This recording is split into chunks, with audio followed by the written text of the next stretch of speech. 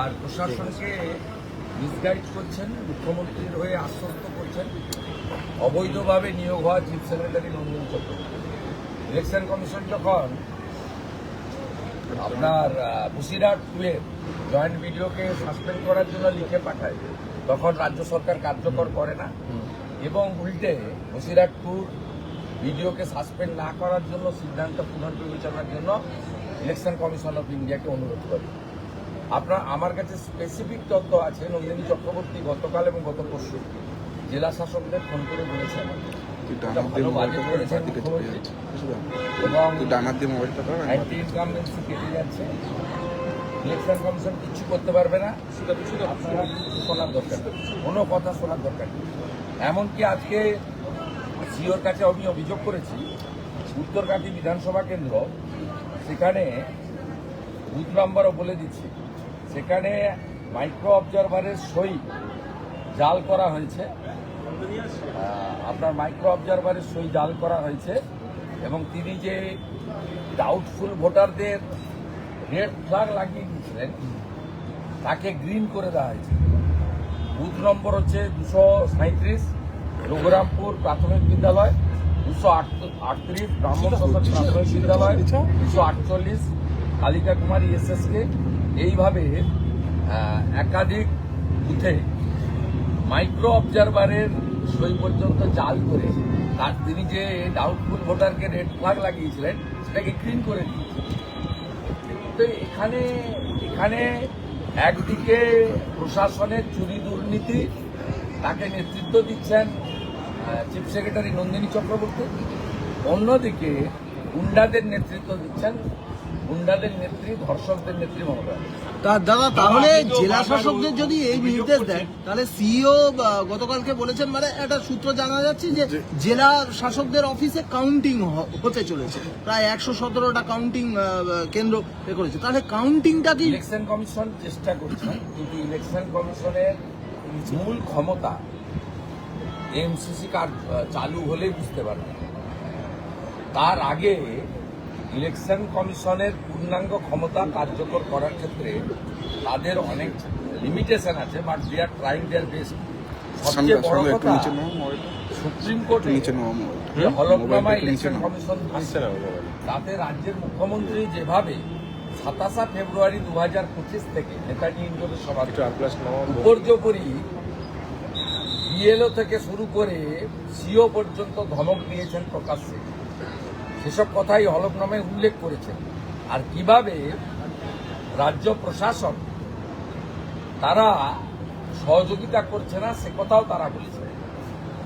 এবং যে কোনো মিটিংয়ের চিফ সেক্রেটারিরা গেলে আগের মনোজ পান্ত বা অন্য আধিকারিকরা তারা নিজেরা সিদ্ধান্ত নিতে পারেন না, বলে ঠিক আছে নোট করে নিয়ে যাচ্ছে, আলোচনা করে জানাবে।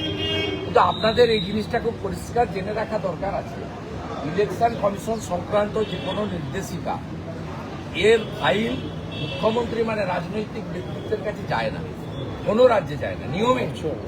এটা সরাসরি এক্সিকিউট করতে হয় চিফ সেক্রেটারি বা ব্যুরোক্রেসি।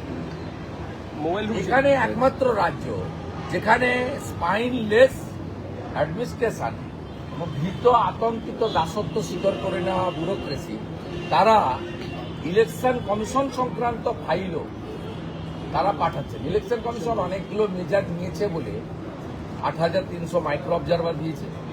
ইলেকশন কমিশন এখানে প্রায় 150 জন মতো অফিসার পাঠিয়েছেন বিভিন্ন সেক্টর থেকে, চেষ্টা করছেন তারা কার্যকর করার ক্ষেত্রে সমস্যা আছে।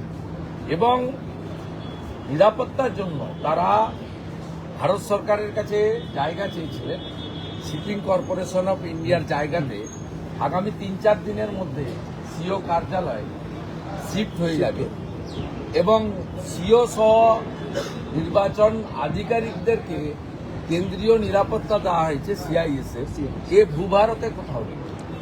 এনআইএ তদন্ত রাজ্য সরকার এড়িয়ে যাওয়ার চেষ্টা করছে। দাদা, এনআইএ তদন্ত অভিযোগ আপনারা তুলেছেন এবং সেক্ষেত্রে দেখা গেল পূর্ব মেদিনীপুরের জেলা সুপার তিনি এই কাটমানির বিরুদ্ধে একটা হেল্পলাইন চালু করলো, তাহলে তো আপনাদের কথাটাই সত্যি হয়ে গেল যে বারংবার আপনারা বলছেন যে বিভিন্ন সরকারি প্রকল্প থেকে ওকে পাঠিয়েছে মুখ্যমন্ত্রী বা পিসি, ওই জেলায় কিছু করতে পারে কিনা চেষ্টা করে, চেষ্টা করে কিছু করতে পারবে না। এত বড় জেলা এসপি ইনচার্জ করে রেখেছে প্রথমত, তারপরে ওখানে 21 সালের পর থেকে পুলিশের যে ইমেজ বিপর্যয় হয়েছে সেটাকে রিবিল্ড করার চেষ্টা করছে পুলিশের মাধ্যমে, আইপ্যাকের পরামর্শ নিয়ে এবং মুখ্যমন্ত্রীর ইচ্ছাকে মর্যাদা দিয়ে।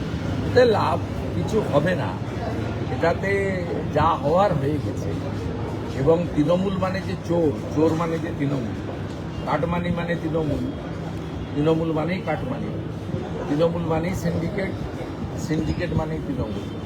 এটা প্রমাণিত হয়ে গেছে। এটা 15 বছর তো অনেক সময়, এই 1-2 সপ্তাহ সব করে কিছু আর হবে না। রাজ্য সরকার এনআইএ তদন্ত এড়িয়ে যেতে চাইছে। রেল প্রকল্প থমকে গেছে, আপনার বিধানসভা কেন্দ্রে রেল প্রকল্প থমকে গেছে, রাজ্য সরকারের অসহযোগিতা, জমি জটে আটকে গেল। রাজ্য সরকার বদলে যাবে, 100 একর জমি আর লাগবে।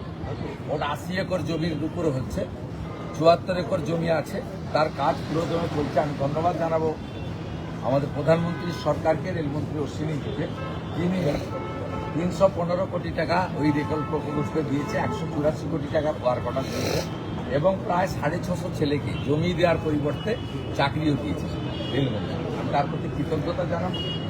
আর এপ্রিল মাসের পরে সরকার বদলে যাবে, অতএব জমি পাওয়ার ক্ষেত্রে কোনো সমস্যা নেই। দাদা, এনআইএ তদন্ত রাজ্য সরকার অ্যাভয়েড করে যাওয়ার চেষ্টা করছে। তমলুকে যে ঘটনা হয়েছিল সমবায় ব্যাংকে ভোটের দিন, যে বোমাবাজি, সেটা হাইকোর্ট বলেছিল এনআইএ সুপ্রিম কোর্টে যাচ্ছে হ্যাঁ। মামনি জানার কেসে। হ্যাঁ। ঠিক আছে, দেখা হবে ওখানে। মামনি জানাও ক্যাবিয়েট করে রেখেছে, আর আমিও আপনার বেলডাঙ্গা কেসে ক্যাবিয়েট করে রেখেছি, ওইখানে দেখা হবে।